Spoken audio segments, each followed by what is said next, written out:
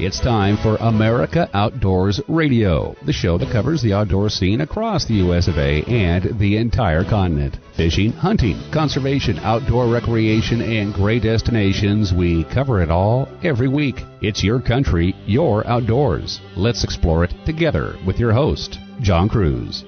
Welcome to the show. Have you gotten out hunting yet? I hate to admit it, I missed the opening day of duck season. I was sick as a dog, weak as a kitten. Sure felt like COVID, even though the test didn't say it was. But the good news is, by Sunday afternoon, I was perky enough to go for a little walk. And I found a brand new place on public land to hunt for ducks. Really nice little pond, doesn't get a lot of pressure, and I've got pretty high hopes for it for the future. This week on the show, we're going to talk quite a bit about hunting and quite a bit about deer as well. Not only that, we're going to talk about cooking up venison too, and one of our guests is Jim Casada. He's got a book called Venison Cook Book, From Field to Table, that has 400 field and kitchen tested recipes. Jim will go ahead and tell you more about cooking up deer in just a minute. Speaking of cooking, a lot of folks are setting up or enjoying a deer camp or an elk camp or a pronghorn camp or duck camp right now. And Brooks Hansen, our friend from Camp Chef, is going to tell you about some of the essentials you'll want to bring to your hunting camp and also share some great ideas for breakfast, lunch, and dinner, some of them also involving venison that you're really going to want to try out.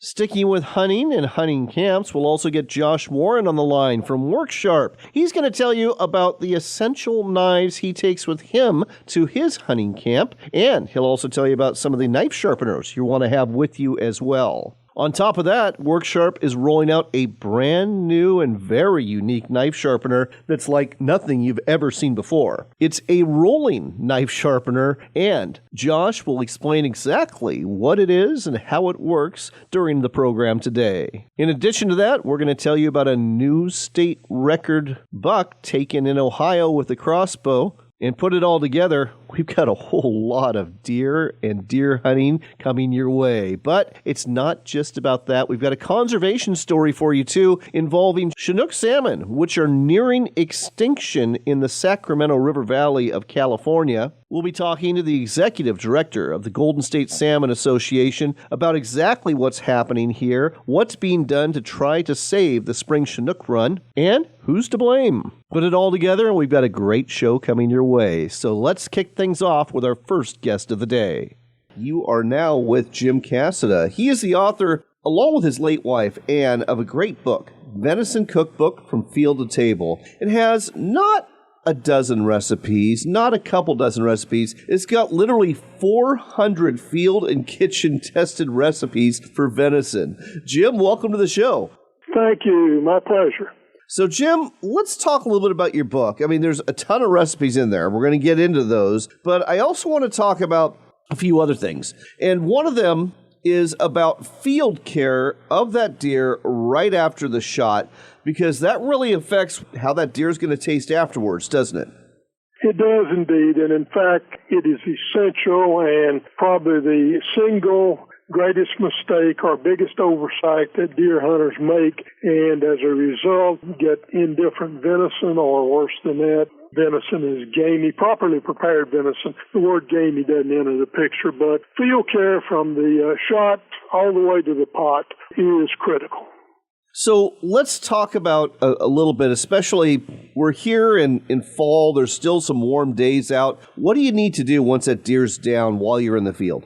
As quickly as possible, and if you can do it on the spot, it's ideal. And get that body cavity open and the innards out. If you want to save the heart and or the liver, you can be pre-prepared with a bag, but you need to get that body cavity open and use a stick, cut a piece of wood, whatever, to open it as wide as possible, because you want airflow through there and you want the interior of that deer to be cooling at least to the outside temperature forthwith. Let's talk about aging that deer. So you've got the guts out, you've got it skinned. For our listeners who are maybe not deer hunters at all, what is the aging process and why is this important for having some good venison?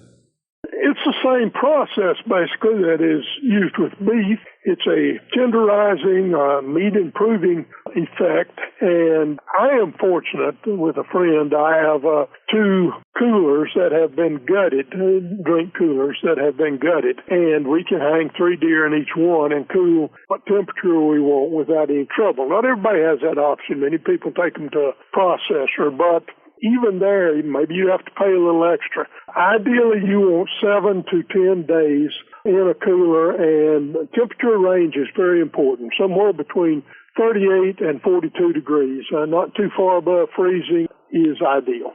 All right. Well, let's get into some of your recipes. I was very surprised to see you had quite a few surf and turf recipes in the book. Never even dawned on me to have surf and turf venison. Why don't you go ahead and share one of them that stands out for you?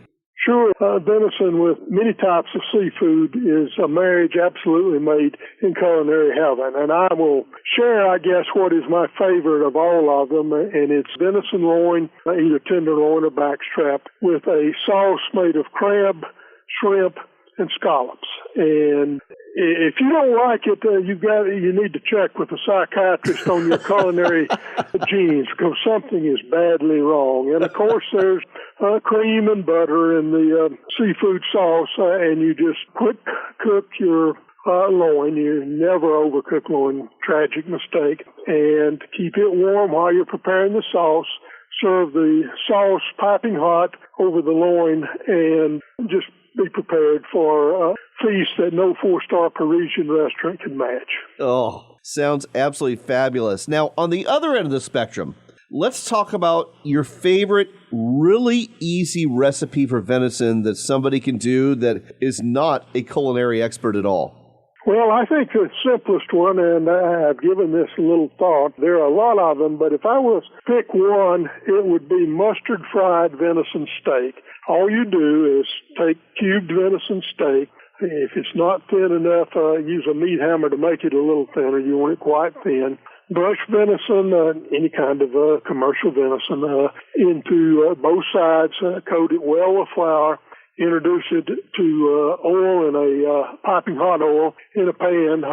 Fry quickly, just enough to brown on both sides, and remove it. You can either then cut it up and use as hors d'oeuvres, or serve whole mustard fried steaks as a main dish. Well, wait a second there. You didn't mention mustard at all. Where do we put the mustard in? Oh, I did mention that you brush the mustard in at the very beginning. Just take the cube steak, and before you do anything else, brush any kind of mustard, commercial mustard of whatever your favorite is. Just take a food brush and just liberally coat both sides, then coat with flour, and it's ready for the frying pan. All right. Yeah, you did mention that. I just didn't catch it. That's a bad on me as the host. Last question for you. Where can folks buy the Venison Cook Book from Field to Table? Well, ideally, of course, as any mercenary freelance writer would say, that buy it from me. And it's available through my website, which is www.jimcassadaoutdoors, all one word. And if they can't remember that, they can just Google my name and it'll pop up immediately. And that way they can get a signed and inscribed copy, or a dozen of them if they want them for Christmas gifts. But it's available on all the standard internet sources, Amazon and a whole bunch of others, so it's easy enough to find. The one thing I would note with Amazon is that they have another Venison Cookbook of mine. Actually, this cookbook incorporates 2 earlier books and some new narrative, and so it can be a little bit confusing, but they will Venison Cookbook, and once they look at the description and the 400 recipes, it'll be clear that's it. All right. Well, if you want 400 different ways to cook venison, check out Venison Cookbook from Field to Table by Jim and Ann Casada. And the website to go to is JimCasadaOutdoors.com. Casada spelled C-A-S-A-D-A. JimCasadaOutdoors.com. Check it out. Get yourself a copy. Get your friends a copy for Christmas, and get them autographed too. They're a lot better when you do. Jim, thanks so much for sharing this with us today on America Outdoors Radio.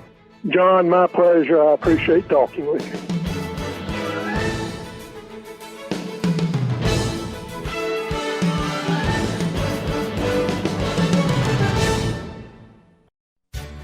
Hunt of a Lifetime is a nationwide nonprofit organization dedicated to providing hunting and fishing trips to youth 21 and under who suffer from life-threatening illnesses and disabilities. These adventures make big differences in the lives of those who participate in them, and in many cases are literally a dream come true that brings hope and therapy to their lives. Find out more, get involved, or donate today at huntofalifetime.org. That's huntofalifetime.org. huntofalifetime.org. I'm Anthony Imperato, president of Henry Repeating Arms. Patriotic Americans are looking to protect and provide for their families, now more than ever. Henry has over 200 rifles and shotguns to choose from, made in America or not made at all, and backed by a lifetime guarantee. Go to henryusa.com and order our free catalog, decals, and a list of dealers in your area. That's henryusa.com. Thank you, and God bless America. Hunting and fishing are exercises in hope. Before you head into the woods, you hope to tag out on a deer you'll have to field dress. Before you make that first cast, you hope for a big fish to clean and fillet. When your hopes are realized, you'll need a sharp knife. Whether you sharpen that blade on a power sharpener in the shop or a manual sharpener in the field, WorkSharp has the tool for you. Look for WorkSharp products in sporting goods stores near you or online at WorkSharpTools.com. Are you looking to reel in the marketing opportunity of a lifetime? Then set the hook, because we've got it right here for you. America Outdoors Radio has sponsorships available, and we offer affordable platforms to reach thousands of listeners interested in fishing, hunting, and the outdoors. Find out more by contacting John Kruse through his website at AmericaOutdoorsRadio.com. That's AmericaOutdoorsRadio.com. Hurry, though. If you wait too long, the big opportunity might get away.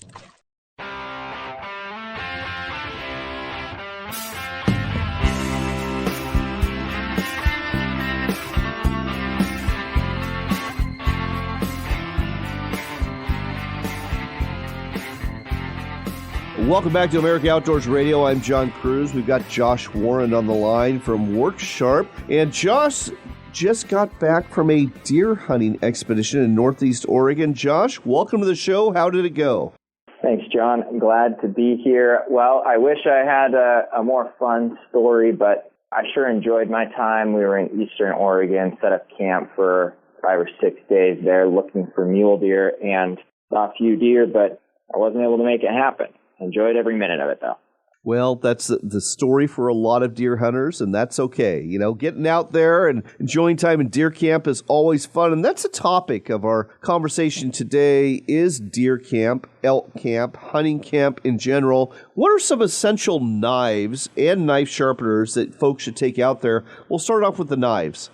Yeah, so if I'm heading into the field, I would say there's 3 knives that I bring with me if I'm going to camp. Now, if you've got a whole camp and you're cooking, that's kind of a separate scenario. You know, bring what you like. But when it comes to, a successful hunt, I have the knife that I'm going to bring with me to do the field dressing. And, typically that's a shorter blade, fixed blade, good handle. It's going to get dirty, so I don't want a folding knife because I'm going to have to clean it out. Oh, I have a favorite buck knife that I use. It's not an expensive knife, but it's got a rubberized, good grip handle, and I really like that.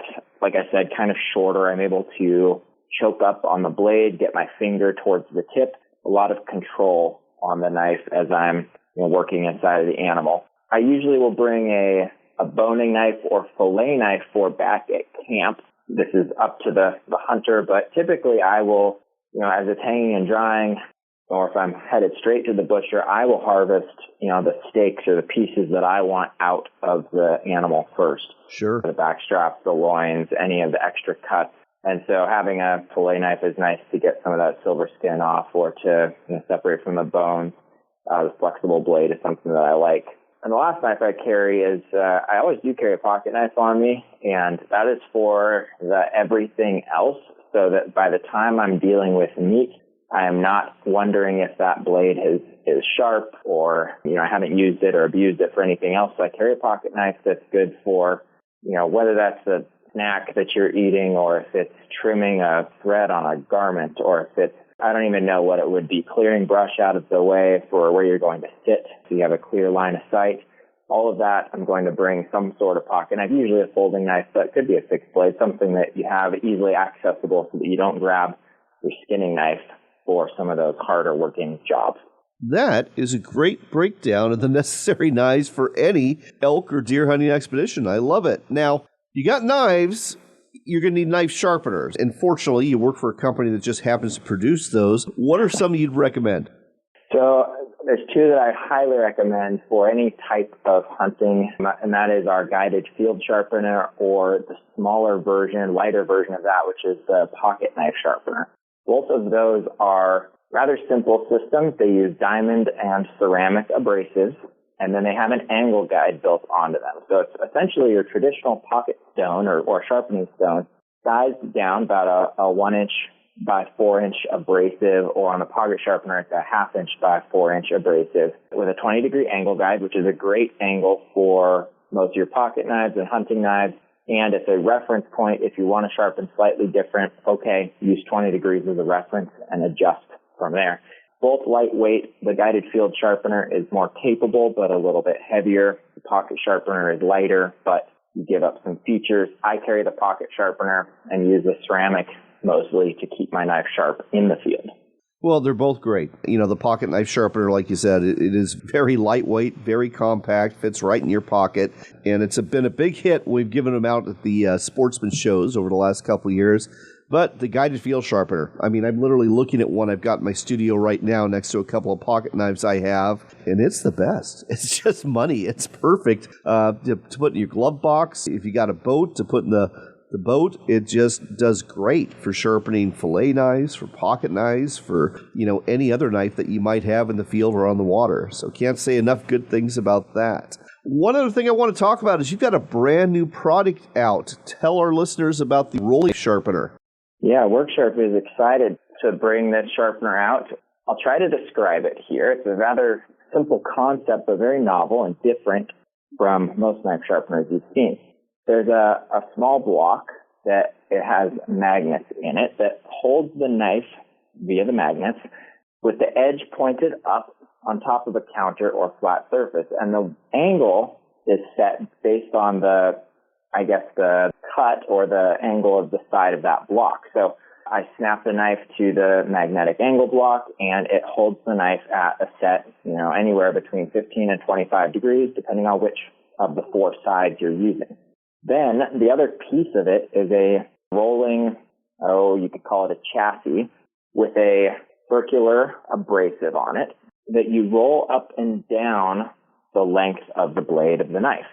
So instead of a traditional stone where you bring the knife and you hold it at the angle and move it along the stone, well, now we've got the knife fixed and we're moving the stone by rolling it along the length of the blade. It makes it very simple and easy to use. We've shown this a few times. We've gotten some feedback, and a frequent response is like, wow, I sharpen my knives this way, but this would be great for some giftable person who is less familiar with knife sharpening.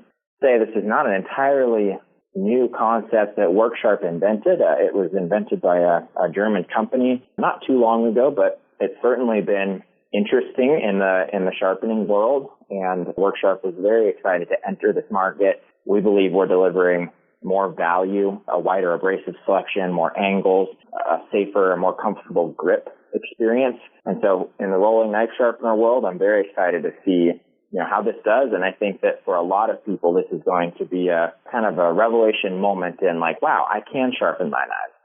Well, it's certainly something very novel to me. You mentioned that it has been around for a little while, but when I saw it, it's like, wow, I've never seen anything like this before. Is this in stores yet, or is it just available at WorkSharpTools.com? It is available at WorkSharpTools.com and Amazon, as well as a few very small online retailers, SharpeningSupplies.com and BladeHQ.com. All right. Well, personally, I would head to the WorkSharp website because you'll also find a lot more information about the rolling knife sharpener and all the other knife sharpeners they have there. The website, again, WorkSharpTools.com. That's WorkSharpTools.com. Get yourself some knife sharpeners for deer and elk camp or for the kitchen, too, and check out the new rolling knife sharpener. Josh, always a pleasure, sir, to have you on America Outdoors Radio. Thanks, John. Always happy to be here. This portion of the show is brought to you by our friends at Henry Repeating Arms. And with deer hunting seasons underway, if you are not happy with the performance of your current firearm, check out one of the rifles available from Henry Repeating Arms. They're all made right here in the USA. They look great, they're rugged, they're reliable, they're accurate right out of the box, and you can get them in classic calibers like .30-30, great for the woods and the whitetail, or in more modern calibers with the Henry Long Ranger like a 6.5 Creedmoor or a .308 Winchester, and more. Check out the entire lineup of rifles from Henry Repeating Arms at their website, henryusa.com. That's henryusa.com, and don't forget to ask for your free decals and catalog while you're there.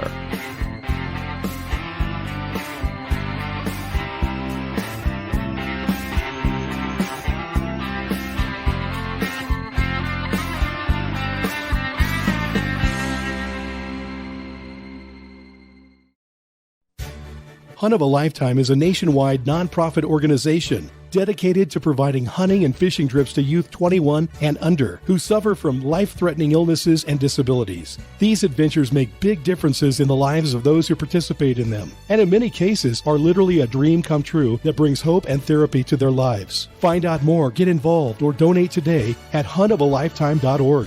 That's huntofalifetime.org. huntofalifetime.org. We've been telling you about Sportsman's Cove Lodge in Southeast Alaska for a while now. They're truly Alaska's best lodge. Wildlife is abundant, from bears and deer to eagles and whales, and let's not forget the reason you're here, the fishing. Halibut, salmon, lingcod, rockfish, true cod, and more. It's all waiting for you in abundance at Sportsman's Cove Lodge. Book your trip today at alaskasbestlodge.com. That's alaskasbestlodge.com for Sportsman's Cove Lodge.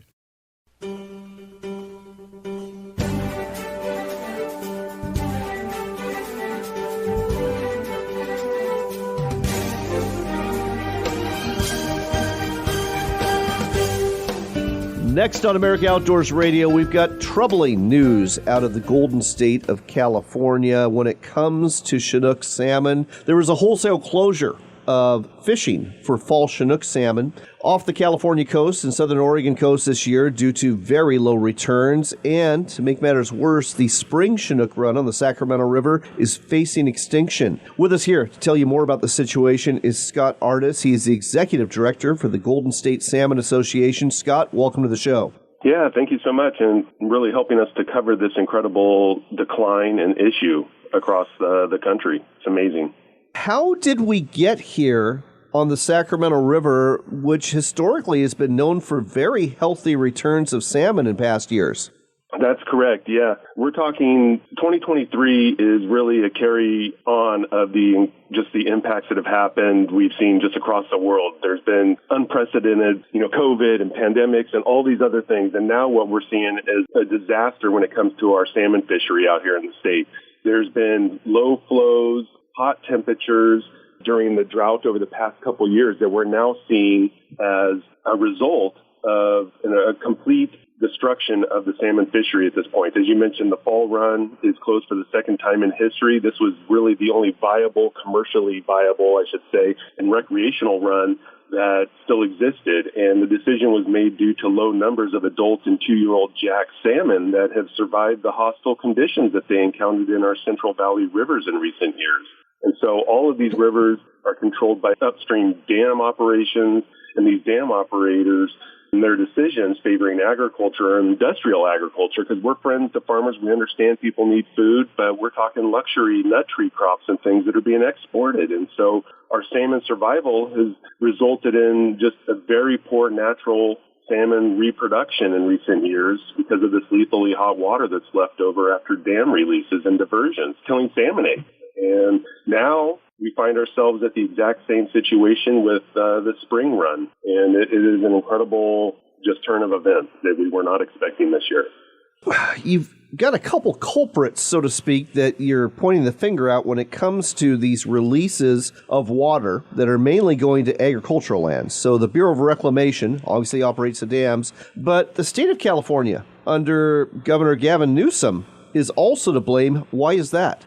That's correct. Again, this comes back to low flows and hot water temperatures that is being diverted out into these large industrial agricultural lands that are largely doing nut tree crops that are going and being exported. But really what the spring run and this decimation that we're seeing, there's kind of four big things that have happened. And one of them recently is in August, we had a PG&E canal fail that dumped tons of rust-colored sediment into Butte Creek. That is a stronghold for the spring run salmon run. And that led to another basically Butte Creek fish kill that happened previously in 2021, again, as a result of hot temperatures and low flows that forced, in 2021, forced these salmon into small pools, disease outbreaks. 91% of salmon died. 2023, we find a landslide from a failed canal, destroys and kills just a few fish that were actually there. And so the sediment that's still lingering there is possibly going to kill the reds for the few spring run that actually survived the spill. And so we're seeing these kinds of, it's almost like a comedy of errors that is trying to eradicate fishermen and an entire species. Second, we've shown and seen that juvenile springers thrive in this wild area of Mill Creek, which feeds into Butte Creek and the Sacramento, and they basically end up dying as they're trying to out-migrate when they're hitting low flows in the main stem of the Sacramento River.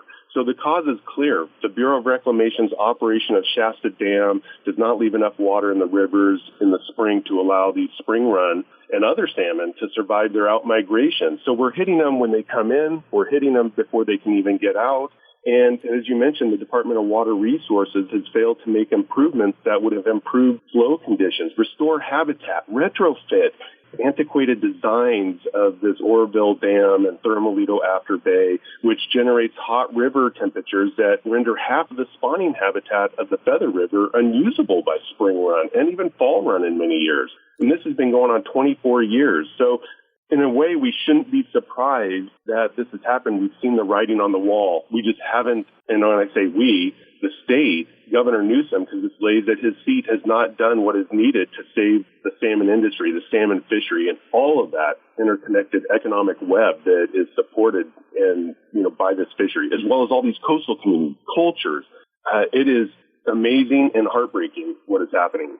Oh, it certainly is. And folks, if you're wondering how much impact there is for the fall Chinook salmon industry in this region, we're talking about $2.1 billion in economic activity, 33,000 jobs that are affected in California and Oregon in a normal season. So there's definitely some impact. Now, I've got to ask a question here. Further north on the Klamath River and also on the Columbia River, there are dams there as well. And organizations have taken the operators to court to basically force them to have operations that are more fish-friendly. Is the same thing happening on the Sacramento River?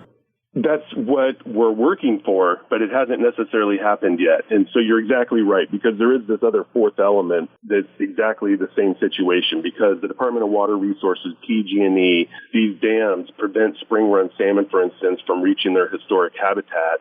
And PG&E has stated that they no longer even want to maintain and operate these dams. Yet we're still in a process that's been slow-walked by these agencies and this utility to actually do what is needed to protect the fall-run salmon. And so we're at a point now where this historic run before all of these rivers were plugged by all these hundreds of dams, that it was 1 million strong. I mean, the spring run was 1 million strong, if not even more. And now we're at a point where the Department of Fish and Wildlife is actually out there collecting the few juveniles, these few yearlings that are left, to take them to UC Davis to create a brood stock, a captive breeding program, just to save the species. So we go from 1 million to a few hundred that are left, and we even tried to decimate that from a single pollution event. A single landslide potentially has the ramifications of eradicating a species. And that's why we, as Golden State Salmon Association, has been working to promote and advocate and coming on the heels of a lot of this enclosures to say, hey, now is the time, state and federal agencies, PG&E, you got to get these dam removals done and get these fish reintroduction efforts moving on places like the Feather River, Battle Creek, Sacramento, because continued gridlock is not acceptable. And it's resulting, as you just mentioned, in all these jobs, this economic activity loss. Just an incredible scenario where we are destroying an industry right before our eyes. We are watching that industry go extinct just like the salmon are. It's a very sad state of affairs in the state of California, which often promotes itself, and Governor Gavin Newsom certainly does, as being environmentally friendly, and this is decidedly not. If you are listening and you live in California, contact your state representatives and your state senators and Governor Newsom's office and tell them to turn this situation around. You can also join the fight by joining the Golden State Salmon Association. The website to go to, goldenstatesalmon.org. That's goldenstatesalmon.org. Scott, thanks for bringing this to our attention today on America Outdoors Radio. Yeah, thank you. Thanks for bringing this to the attention of everyone else, because we're out there with you fighting to save salmon for everyone. And I can tell you, I hear stories every day from parents and people whose kids or their sons or daughters are commercial fishermen or women or recreational guides, and they are in deep trouble. And so we're here to help, and we really appreciate you getting the word out. Well, you keep fighting the good fight, and we will keep in touch. Thank you so much.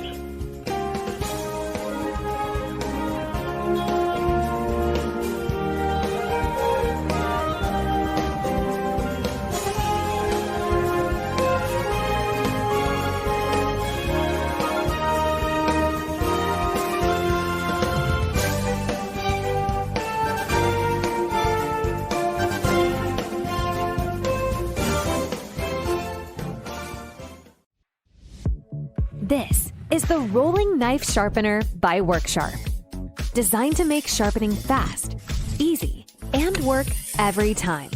Snap to your angle, select your abrasive, and make sharp happen. Sharpen your kitchen knives, large and small, Japanese knives, and even pocket knives.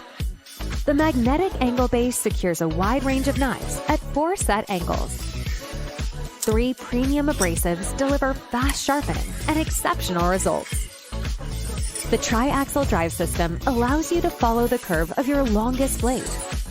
And the soft touch grip ensures comfort and safety during the entire sharpening process. Add confidence to your cuts. Make sharp happen. Campers, adventure seekers, hunters, and foodies. No matter the lifestyle, we can all agree on one thing. Great food and great people are worth remembering. At Camp Chef, we don't just make grills. We create each product knowing that a warm meal is always better when it's shared with those we love. Learn more about Camp Chef grills, smokers, and portable cooking equipment at campchef.com. That's campchef.com for a better way to cook outdoors. Come explore the Dalles in Oregon for outdoors fun. Hike amongst the wildflowers, bike our riverfront trail, or visit the Gorge Discovery Center where you can enjoy a live raptor display, or even check out our National Neon Sign Museum. But don't forget the fishing. We've got salmon, steelhead, bass, walleye, and monster-sized sturgeon waiting just for you. When the day is done, tell those tall tales at one of our wineries, breweries, or restaurants and plan your next adventure. Find out more at explorethedalles.com. Why book at Sportsman's Cove Lodge? Why is Alaska like no other place on Earth? It hasn't changed in thousands of years. From the way you get here on a float plane to the way you go out with the guides and the boats, it's just a professional experience. And I said, this is as good as it gets. I said, if you can't catch fish here, you can't catch fish anywhere. Your experience with us will leave you speechless. Book now at alaskasbestlodge.com. Attention, small business owners. This could be the most important 10-minute call you will ever make. You may be eligible to receive up to $26,000 per employee through the Employee Retention Credit. Call Omega Accounting Solutions to see if your business is eligible to recover payroll tax paid during the pandemic. All it takes is a quick, easy, free 10-minute consultation to determine your qualifications. Call Omega Accounting Solutions at 800-309-ERC. Omega's knowledgeable staff will streamline the process of filing complicated paperwork. Omega is the small business champion with teams dedicated to maximizing tax credits. CPAs even turn to Omega for ERC guidance. Take advantage of this exclusive small business tax credit before it's too late. The 3-year sunset deadline is setting soon. So find out if you qualify today. Call 800-300-9ERC. That's 800-300-9ERC. Or visit OmegaTaxCredits.com.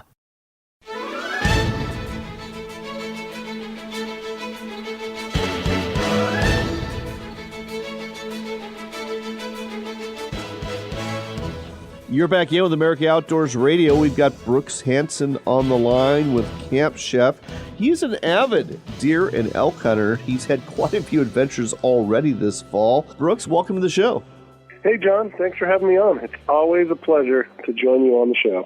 So you live in Utah, and I know that deer season's about to open up, but you're not going out. Why is that? Well, I've got a tag, but I think I'm going to hold off. We had such a harsh winter kill last year. One of the hardest winters ever on record, dating back to one that matches 1983-84, I believe. And there just was nowhere for these deer to winter. And so they're calling in this general area where I hunt 100% kill on fawns and 95% on adult deer. Wow. So that's just like numbers that the Division of Wildlife has kind of gathered. They tried their best to salvage and feed, but there was a lot of winter kill. It was something like I've never seen. So there's still deer. I'm still seeing a few on the foothills here. But friends that have gone out during the archery season and most of the winter season and got up high, it's pretty slim picking. So I'm going to take a year off and hopefully allow the herd to replenish, which they're saying it's probably 7 to 5 years for it to rebound. Mule deer aren't quite as hardy at rebounding like whitetail or pronghorn. So we'll see what happens. On the other hand, you just got back from an archery elk hunt in Montana. I understand you had some opportunities there. Yeah, I went up to Montana with a friend, and man, we hunted hard. We saw lots of elk up in the crazy mountains. It was super crazy, a lot of fun. We had lots of opportunities. We had some bulls that we really wanted to kill. We had some opportunities at some younger bulls. We let them walk, but the good news is that was archery. My tag is also good with a rifle. So I'm going to go back a week from this Thursday and hopefully see if I can get into it with my rifle. And I understand you participated in a youth hunting deer camp in Nebraska as well. Yeah, it was a new hunter camp. We had both adults and youth that were learning how to hunt. People that have never really hunted, they have their hunter's ed, so they shot a firearm to pass their class, but never really shot high-powered firearms. Shot rimfire, but never centerfire.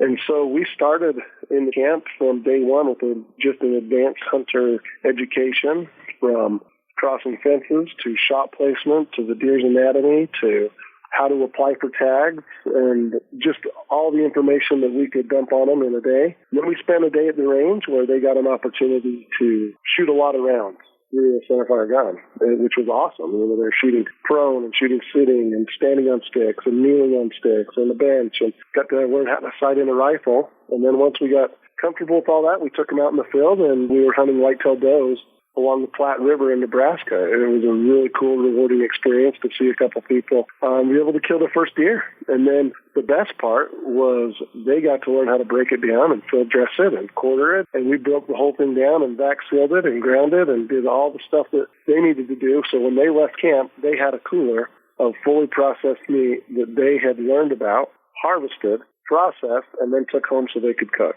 Oh, what a great experience. So that brings me to the next topic. The theme this week on the show is deer and elk camp. And this sounds like it was a really fun deer camp. Pretty sure you were the guy in charge of cooking. What are some of the stoves or ovens or what else did you bring for deer camp?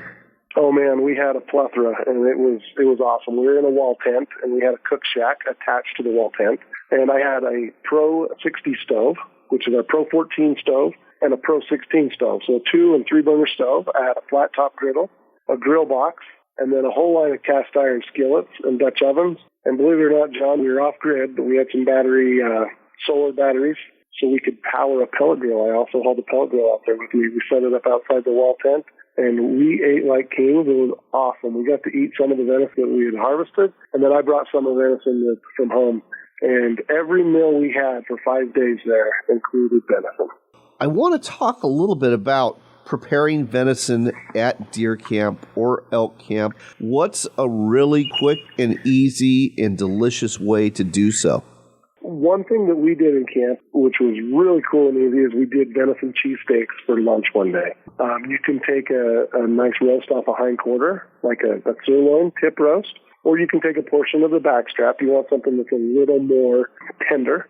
I mean, your Philly cheesesteaks are made off of ribeye, right? And that's essentially where the backstrap comes from. And you slice it really thin, season it with your favorite seasoning. I went salt, pepper, and I did a little bit of Camp Chef all-purpose. I'd sauteed some onions, mushrooms, and lots of peppers. Then did a quick flash sear on that meat because it's cut really thin. And toasted some buns. And then we added provolone cheese. And I went the Cheese Whiz route. I know some people don't enjoy that on a Philly cheesesteak. If you go to Philadelphia, they'll talk about, is it Cheese Whiz or no? But we did Cheese Whiz, and it was awesome. It sounds awesome. It sounds absolutely fantastic. Gotta ask, when I think of deer camp, elk camp, I always think of breakfast. What were you dishing up for breakfast?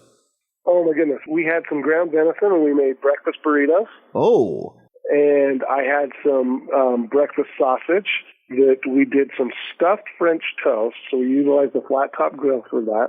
And then we did traditional bacon, but then venison sausage to go with the stuffed French toast.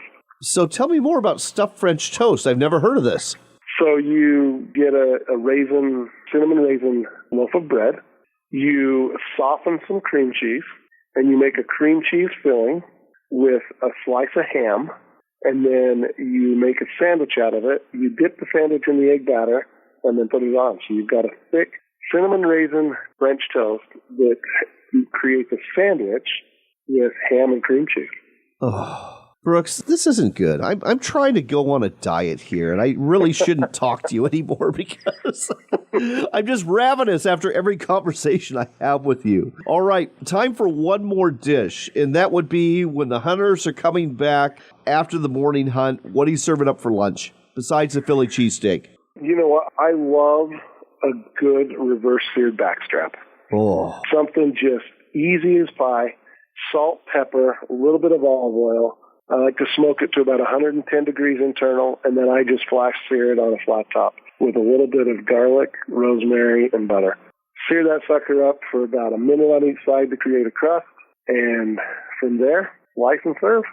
Absolutely delicious recipes for deer camp or elk camp that you can take advantage of. And you can find a lot more recipes if you go to campchef.com. You'll find not just recipes there, you'll find their entire product line. You'll also find a lot of their products in sporting goods stores all over the nation. But check out campchef.com. It's a great resource. It's a great place to do some shopping too. And get yourself ready for your deer camp, your elk camp, your duck camp, whatever camp you're going to do, and eat like a king. Brooks, always a pleasure, sir, to have you on America Outdoors Radio. Thanks, John. Thanks for having me, and happy hunting. I hope it goes well this fall for you. Next, I know that you're used to one of my favorite segments, Record Fish, but this time we're talking record bucks from Outdoor Life. From Outdoor Life, we learn an Ohio hunter has tagged a new women's state record crossbow buck. The woman in question, Tricia Lucius. She's a factory worker who lives in Upper Sandusky, Ohio, and has been hunting a small family farm for a couple of years with her husband, Brian. They were hunting out of a blind there last year when Tricia spotted a huge buck nicknamed Brutus for his sheer size hundreds of yards away in another field, and she'd never seen him up close until this month when he started appearing on their trail cameras. As a matter of fact, on October 7th, he appeared on the trail camera, and when Tricia settled into her blind on October 8th, she knew that she had a chance to finally meet Brutus face to face. It was around 7 p.m. when Tricia, sitting in a small box blind overlooking soybean fields and patchy timber, saw a doe come out. And right after that, Brutus walked right toward that doe and right towards Tricia's blind. When Brutus got 20 yards away, Tricia held behind the buck's shoulder and squeezed the trigger, and that crossbow launched the arrow, which hit him square. Tricia called her husband, and the two, along with another relative, found Brutus deceased 100 yards from where Tricia's arrow hit him. Tricia knew that this was a really big buck, so she contacted Buckmasters of Ohio, And a representative came out and found that buck was a standard 5x5 with a total of 17 points and heavy main beams measuring 28 inches long with a spread of 20.5 inches. Brutus's total Buckmaster score of 210 inches qualifies it as the new #1 women's crossbow buck in the Buckmaster record book. And this buck ranks as #4 overall in the irregular crossbow buck category. As Tricia wrote on her Facebook post the day after her hunt, this is a buck of a lifetime. Indeed it is, Tricia. Congratulations. On that note, it is time to go, but here's hoping you get out in the field and maybe run into a big buck, or maybe you head out to the marsh and get into a whole bunch of ducks, or maybe you're going to walk some cornfields or sorghum and maybe flush some pheasant. Whatever it is you're doing, in the field or on the water, do enjoy this month of October. It's truly one of the best months of the year. Be blessed in the days ahead, stay healthy, and remember this, it is your country and your outdoors, so get out there and enjoy it.